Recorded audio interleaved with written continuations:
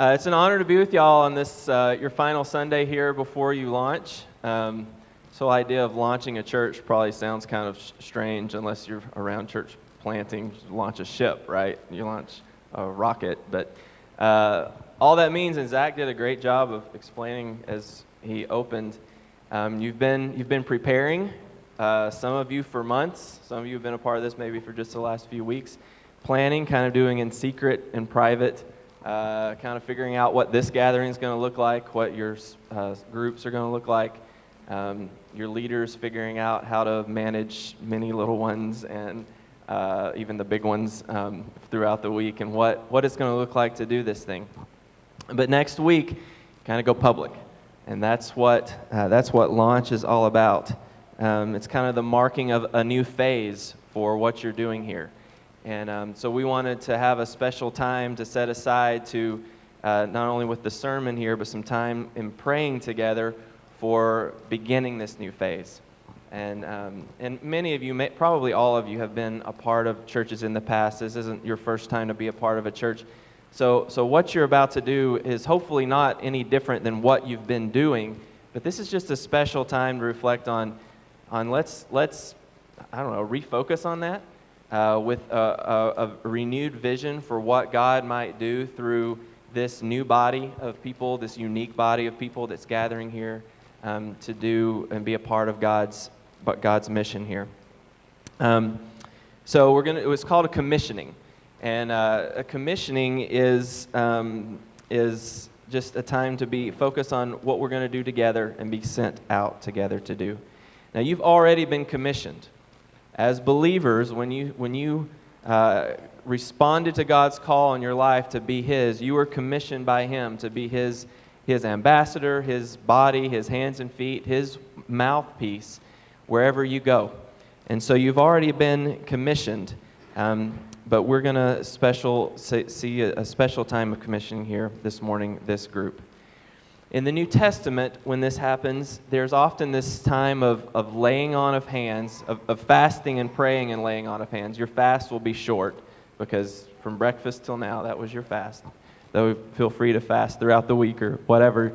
But we're gonna pray together and lay hands on one another as we commission this church. And we're gonna kind of do this in two groups. First, the leaders.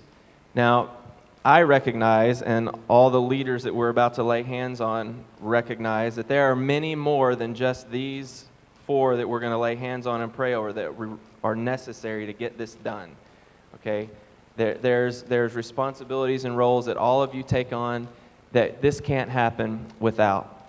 But these four have accepted the responsibility, the call that God's placed on their lives to take a special role in leadership that requires just a little more sacrifice, a little more perseverance, and so we want to give some special time of praying over them.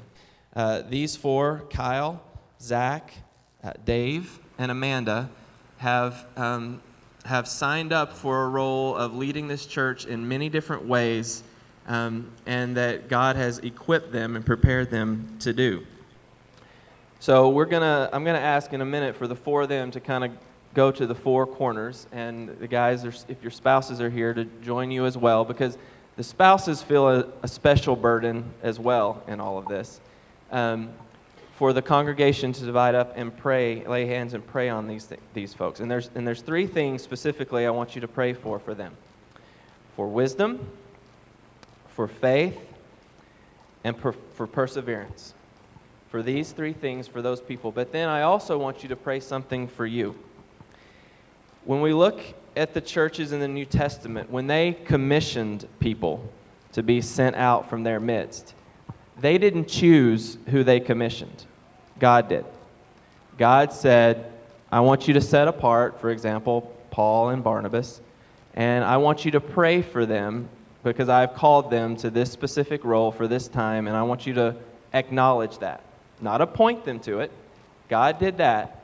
But acknowledge the role that I have assigned them and that you're sending them out to do.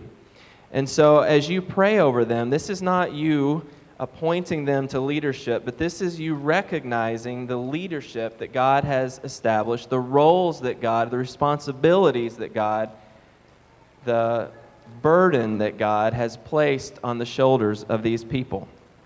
And as a result, would pray for yourself as you pray over these people, that you would live towards them in a way that recognizes exactly that God's called them to these roles. That doesn't mean they're going to be perfect.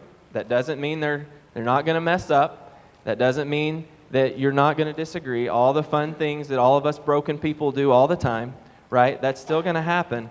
But God has called them to these roles, and so I would pray, or I would ask for you to pray, that you would live towards them in a way that recognizes this role that they have, and for extra wisdom for yourself as you interact with them, patience and perseverance as you interact with these leaders as well. So, Zach, Kyle, Dave, Amanda, take a corner of the room, and then I'm going to ask you as a congregation, if you can, to get up, go to them. If you can get to them, lay a hand on them, pray over them. If you can get close enough to them, please voice your prayer so that they can hear your encouragement. If you can't get close enough to them, that's okay. Please don't forget to pray over the spouses if they're there. And if you want to sit, that's fine. And we're going to take about 10 minutes. Make your way to as many of them as you can. Lay your hands on them and pray on them. So, go.